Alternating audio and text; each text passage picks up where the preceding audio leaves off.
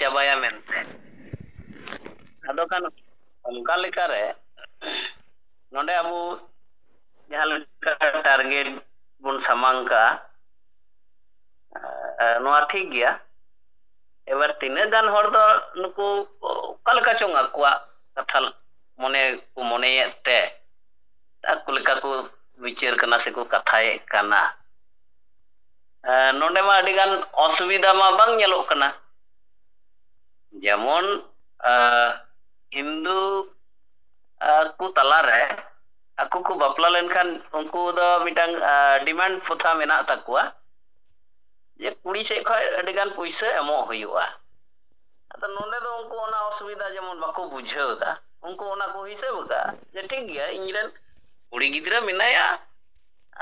bapla ye nyokto ona puisa emo huyu tinya demand emo huyu tinya arho ingren jemon kora menaya उन दो तो इन अगू जों कना इन को इमन कना इन हन हाते कना सेम सिस्टम अबु अनवा आदिवासी समाज रे हो आम जेमन आमा ओड़ा खन आमरेन मिश्रा जहारेम जवाय का दिया आमा माने आम बाबा संपत्ति खन उनी मिश्रा हटिnya इदिया आदो ओंका गितो आम हो ओकोयरेन मिश्रा चोंगेम अगू का दिया अदो उनी होतो हटिnya यामे कना द नोंडे मा बराबर कना तो उकारे असुविधा हुयो रिया कथा दो अदो नोनवा जिनिस ओकोय चों उका लेका को हुदिसे कना हयतो ओना दो उनको बाको हुदिस यामे कना नुका हो हुई दाड़िया तिगी पासे उनका दो को चिंता भावनाया अडी गान हर दो नीत ना नुआ बेंगल पास्टा दो उन बाको नेलोगो कना एबार विभिन्न जेमन उड़ीसा करे किछु किछु को नेलोगो कना सोशल मीडिया तला करे झारखंड रे किछु को नेलो कना नुकाना माने नुआ विरोध रे मिबार कथा को रोड़या तो जाय हो उनकुआ रोड ते दो सुप्रीम कोर्ट राय दो बांग बदल आसे दिसम हर उनी मिबार हर लगित ते अलग ते नियम को बनावा कानून को बनावा उनका कथा दो बांग कना जहाँ सुप्रीम कोर्ट ललय कना से लय का ओना दो अबुई परसी जीत करे जहाँ लका उन दिन खय अबुई चीट का उना अतो दिसम रेन हर लगित लय को लगित ते उना कथा गे तेहि सुप्रीम कोर्ट हय लय कना से लय किदा द नोंडे अबु मिड शब्द अबु कुसी दरकार अबु जेहेतु नोंडे महिला को समान अधिकार रिया कथा बार बार बुन लय कना लय को लय दाबुन दिसम हर तला रे द कुसी बुझेव कान गया आबो जहां कथा बुन प्रचार कना नोआ की सुप्रीम कोर्ट होय लय गया कुसी रिया कथा कान गया एबार ओकोय चों मी बार हर अड़िस को मनेदा ठीक बाको बुझेवदा तो उनको तो को तहन गया उनकान को प्रत्येक जगह रे कम बेसी उनका को तहना तो उनको दो माको तहे चुआन गी अबु जहां कथा बन लय कना दिसम हर ठन नोआगी सुप्रीम कोर्ट होय लय किदा नोआगी लटू कथा दो कना दाराय दिन रे अबु अतु दिसम मॉडर्न हर ठन उना कथा बन लय दाड़िया जे जहां लेखा आलेरेन आयुरिया परसी जितकरिया दिसम गंके जीविर बंगा सालखान मुर्मू आले जहां लेका दिसुदी से एम का लिया से जहां लेका पॉलिसी प्लानिंग कोई हमांग आले कना उनी जहां कथा ललय कना नोआ कथा कान गया सरी कथा दो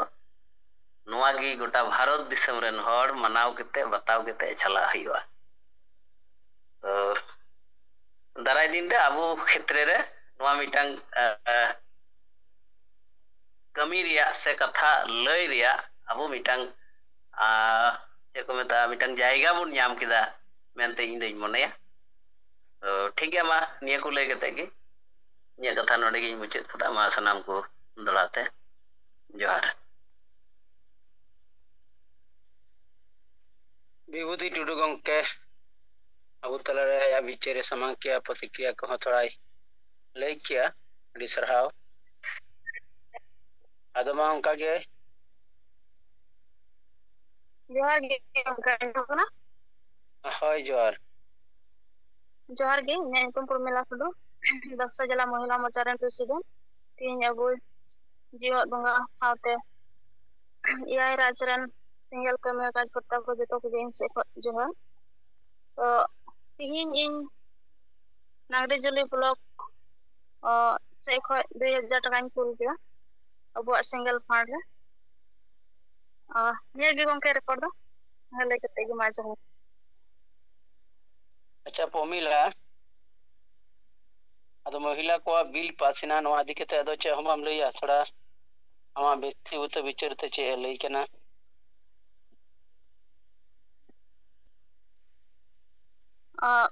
ᱟᱞᱮ ᱢᱚᱦᱤᱞᱟ ᱠᱚᱣᱟᱜ ᱥᱟᱹᱨᱤᱜᱮ ᱟᱵᱚᱣᱟᱜ ᱟᱹᱫᱤᱵᱟᱹᱥᱤ ᱥᱚᱢᱟᱡᱽ ᱨᱮᱢᱟ ᱟᱹᱰᱤ ᱫᱤᱱ ᱠᱷᱚᱱ ᱡᱟᱦᱟᱸ ᱥᱚᱢᱟᱱ ᱚᱫᱷᱤᱠᱟᱨ ᱨᱮᱭᱟᱜ ᱡᱩᱲᱩ ᱠᱚ ᱠᱷᱚᱱ ᱢᱟ ᱵᱚᱧᱪᱤᱛ ᱜᱮᱞᱮ ᱛᱟᱦᱮᱸ ᱠᱟᱱᱟ। ᱟᱫᱚ ᱡᱟᱦᱟᱸ ᱟᱵᱚᱣᱟᱜ ᱥᱚᱨᱠᱟᱨ ᱛᱤᱦᱤᱧ ᱵᱤᱫᱷᱟᱱ ᱥᱚᱵᱷᱟ ᱨᱮ ᱯᱟᱥ ᱠᱮᱫ ᱥᱟᱶᱛᱮ ᱟᱞᱮ ᱥᱚᱢᱟᱱ ᱚᱫᱷᱤᱠᱟᱨ ᱧᱟᱢ ᱥᱟᱶᱛᱮ ᱟᱹᱰᱤ ᱵᱮᱥ ᱜᱮᱭᱟ, ᱱᱚᱣᱟ ᱜᱮ ᱟᱹᱛᱩ ᱴᱚᱞᱟ ᱨᱮ ᱦᱩᱭᱩᱜ ᱡᱟᱹᱨᱩᱲ ᱠᱟᱱᱟ। ᱟᱨ ᱱᱚᱣᱟ ᱞᱟᱹᱜᱤᱫ ᱟᱵᱚ ᱥᱟᱹᱨᱤᱜᱮ ᱟᱹᱰᱤ ᱛᱟᱭᱚᱢ ᱨᱮ ᱥᱮ ᱟᱹᱰᱤ ᱞᱮᱠᱟᱱᱟᱜ ᱢᱟᱱᱮ ᱚᱫᱷᱤᱠᱟᱨ ᱠᱷᱚᱱ ᱵᱚᱧᱪᱤᱛ ᱠᱟᱱᱛᱮ ᱡᱚᱛᱚ ᱞᱮᱠᱟᱱᱟᱜ ᱜᱮ ᱠᱚᱥᱴᱚ ᱧᱟᱢᱚᱜ ᱠᱟᱱᱟ। ᱟᱫᱚ ᱱᱤᱛᱚᱜ ᱱᱚᱣᱟ ᱵᱤᱞ ᱯᱟᱥ ᱠᱟᱛᱮ ᱟᱹᱰᱤ ᱵᱮᱥ ᱜᱮ ᱦᱩᱭᱩᱜᱼᱟ। ᱟᱨ ᱟᱵᱚ ᱦᱚᱸ ᱥᱮᱸᱜᱮᱞ ᱥᱮᱫ ᱠᱷᱚᱱ ᱱᱚᱝᱠᱟ ᱜᱮ ᱢᱚᱸᱡᱽ ᱠᱟᱹᱢᱤ ᱱᱚᱣᱟ ᱨᱮᱵᱚᱱ ᱟᱛᱳ ᱴᱚᱞᱟ ᱠᱚᱨᱮ ᱵᱤᱪᱟᱹᱨ ᱥᱚᱫᱚᱨ ᱠᱚᱵᱚᱱ। ᱟᱨ ᱱᱤᱭᱟᱹ ᱠᱚ ᱞᱟᱹᱭ ᱠᱟᱛᱮ ᱜᱮ ᱜᱚᱝᱠᱮ ᱢᱟ ᱡᱚᱦᱟᱨ। ᱴᱷᱤᱠ ᱜᱮᱭᱟ, ᱟᱹᱰᱤ ᱥᱟᱨᱦᱟᱣ। ᱱᱚᱣᱟ ᱫᱚ ᱟᱵᱚᱣᱟᱜ ᱥᱩᱯᱨᱤᱢ ᱠᱳᱨᱴ ᱨᱮ ᱨᱟᱭ ᱮ ᱮᱢ ᱟᱠᱟᱜᱼᱟ।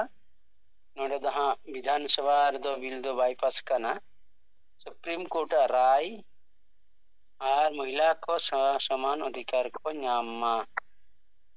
ᱴᱷᱤक ᱜᱮᱭᱟ, ᱟᱹᱰᱤ ᱥᱟᱨᱦᱟᱣ।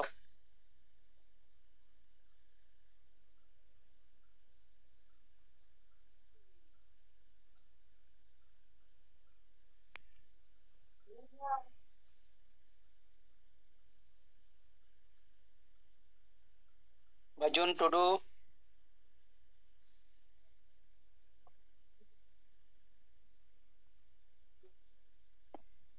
ᱵᱤᱨᱥᱟ ᱦᱟᱸᱥᱫᱟ,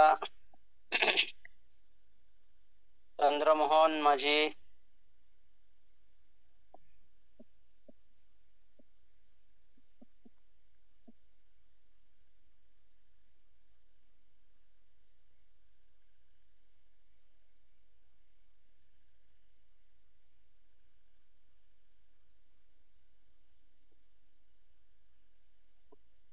ᱡᱚᱵᱟᱫᱤ,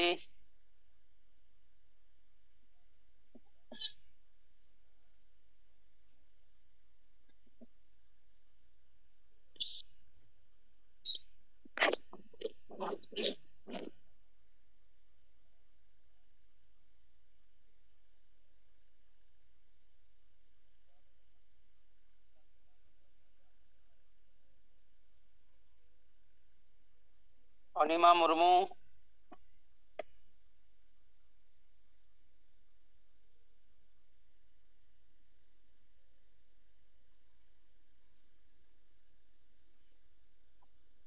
ᱦᱮᱸ ᱜᱚᱝᱠᱮ ᱟᱸᱡᱚᱢᱚᱜ ᱠᱟᱱᱟ? ᱦᱮᱞᱳ, ᱦᱳᱭ ᱢᱟ ᱞᱟᱹᱭ ᱢᱮ।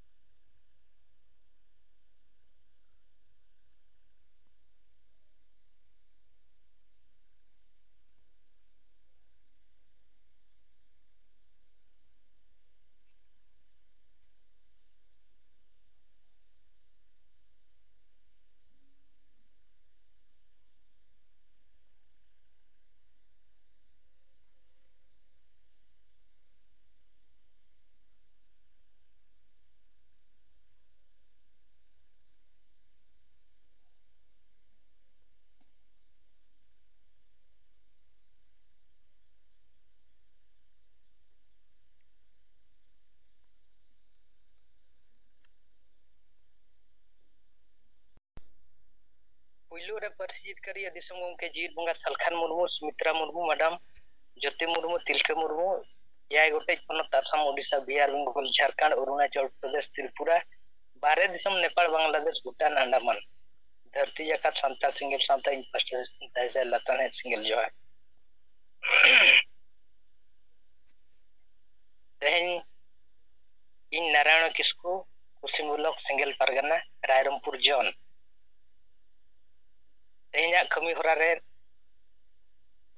रायरंगपुर जोन रे जामदा ब्लॉक खयारपाड़ अतु अदोना खयारपाड़ अतु दना आले ओड़ा कना अदो इन दो कुसिम ब्लॉक पास्टा रे ना इने냐 अदो ओंडे ओड़ा इन चला लेना आदे जहां बोया को मेना को तले मिड और बार पे भाषा उनकिन बोलोयना आर उनको लैया को कना नितो जुग रे अतु दिसम दो पूरा पूरी न्यूता थोर तगे चला कना माने न्यूबुला होड़ा गुलाम रगे चला कना उनको को इच्छा के खान दो एकदम कोई बो डांडोमिया बारोनिया बो डनिया बो नो समस्या पूरा पूरी चलू कना कोई निधन नचार होर कनाय उनी दो पूरा पूरी लेबेद एमा और ओको जुदी ना सबोर होर कनाय उनी दो पूरा पूरी आड़ा खाजमा अतु दिसम रे दो नोआ गे मिटी चला कना निया जिनिस दो कथा दो बाय चलू कना अदो इना खान नोकान दोलाला जेमते अतु दिसम रे चलू कना इना खान ओना खैरपाड़ अतु रे उनकाना जिनिस गे ना चलू अकन गया मिड होड़ परिवार चिता रे ना नोकान हा डांडोम रे कथा माने बारोन रे कथा चलू अकना अदो जखन ओंडे अतु होय हिसाब ते प्रमाण है ना प्रकृत रे उनी परिवार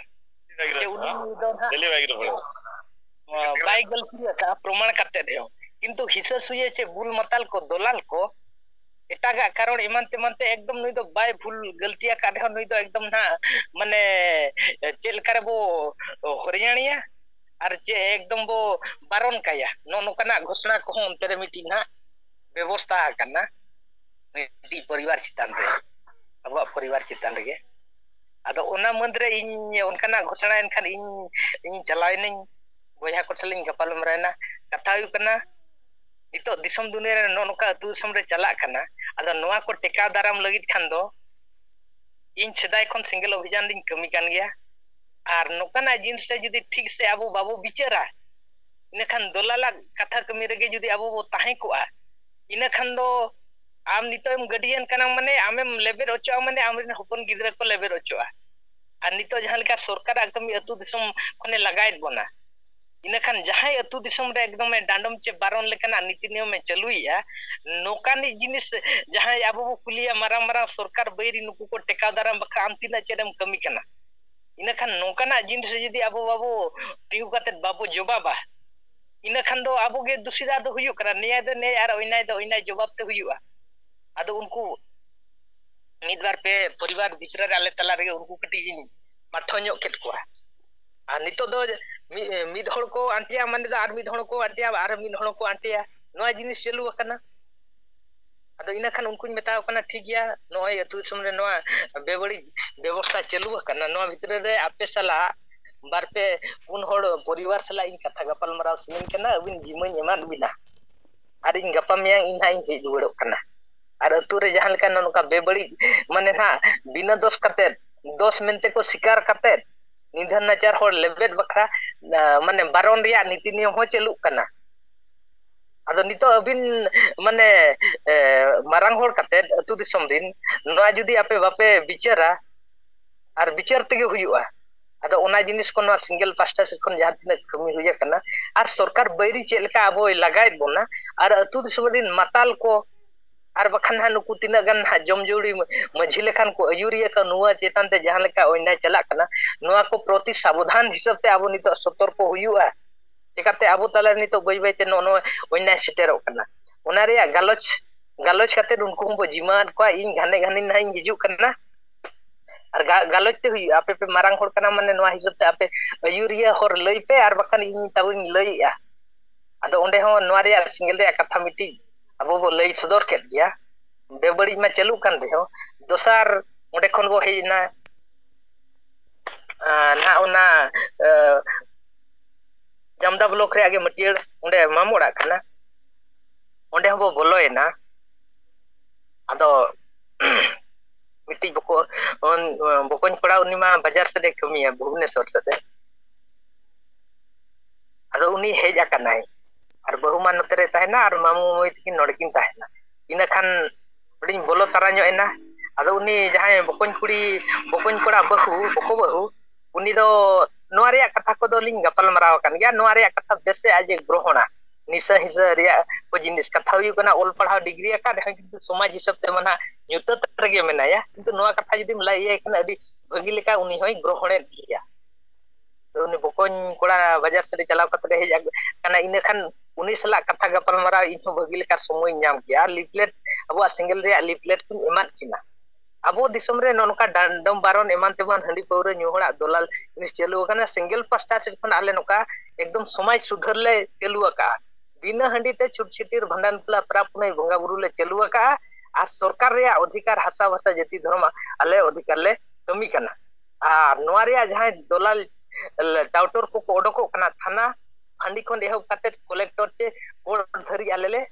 चला कना और ओना रे अधिकार आले ले हता दिया अदो उन्ना जिनिस उन्ना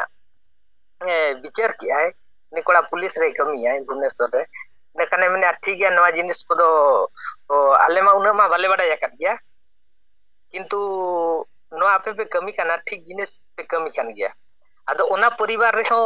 उनी बहु कुड़ी सला नवा किन माने ना किन ग्रहण किया निसा खन अचो बखरा दो पूरा पूरी गे उनकिन होना किन ग्रहण के दिया इना खानिन मेन किया नवा कथा जखन नवा माने समाज सुधर जहां बो मेन किया मझी आर हंडी रिया जतखन मारांग बड़ी जिनिस कथा कना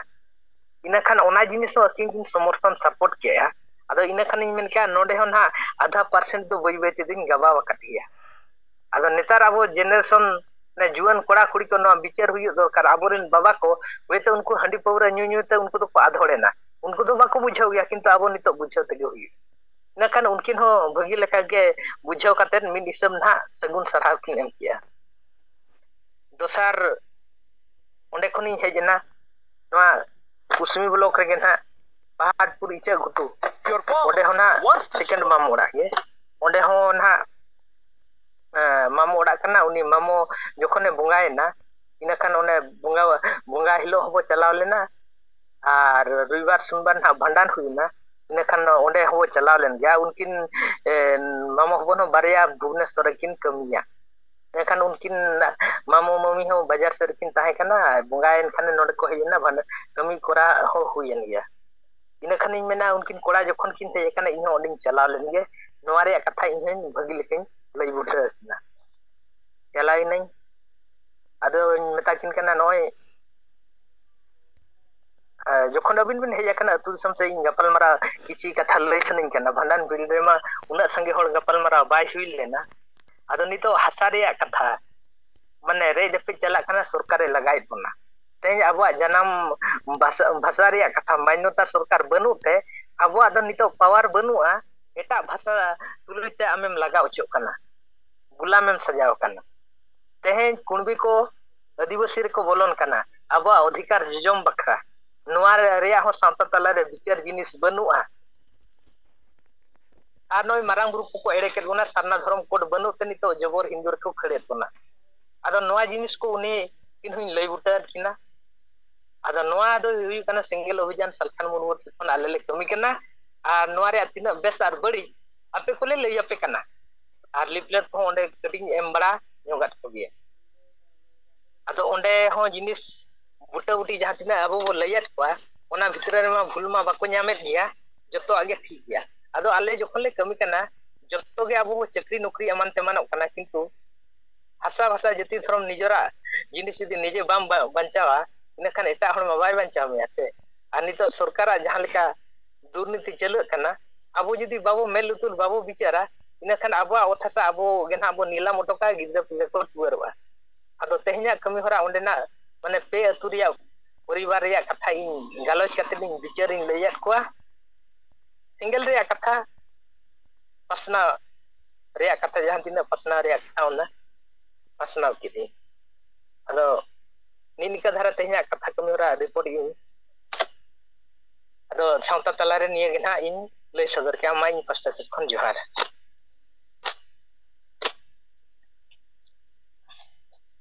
ᱱᱟᱨᱟᱭᱚᱱ ᱢᱩᱨᱢᱩ, ᱟᱹᱰᱤ ᱥᱟᱨᱦᱟᱣ ᱟᱵᱚ ᱛᱟᱞᱟᱨᱮ ᱟᱡ ᱚᱠᱚᱭ ᱠᱚ ᱥᱟᱞᱟᱜ ᱜᱟᱞᱢᱟᱨᱟᱣ ᱠᱮᱜᱼᱟ, ᱨᱚᱯᱚᱲᱮᱱᱟᱭ, ᱟᱭᱟᱜ ᱯᱚᱨᱤᱵᱟᱨ ᱠᱚ, ᱟᱢᱟᱜ ᱚᱲᱟᱜ ᱥᱮᱫ ᱡᱟᱦᱟᱸ ᱛᱤᱱᱟᱹᱜ ᱩᱰᱤᱡ ᱜᱮ ᱠᱟᱛᱷᱟ ᱠᱚ ᱵᱤᱪᱟᱹᱨ ᱠᱚ ᱥᱟᱢᱟᱝᱟᱫ ᱠᱚᱣᱟ, ᱟᱫᱚ ᱟᱹᱰᱤ ᱟᱹᱰᱤ ᱥᱟᱨᱦᱟᱣ ᱱᱟᱨᱟᱭᱚᱱ ᱠᱤᱥᱠᱩ, ᱡᱚᱦᱟᱨ᱾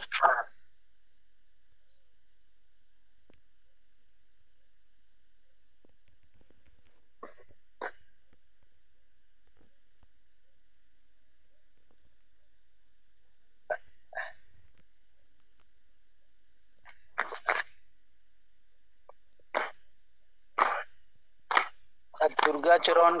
ᱦᱮᱢᱵᱨᱚᱢ, ᱱᱚᱛᱮ ᱟᱢ ᱥᱮᱫ ᱠᱷᱚᱡ ᱟᱢᱟᱜ ᱢᱟᱭᱤᱠ ᱡᱷᱤᱡ ᱟᱠᱟᱱᱟ᱾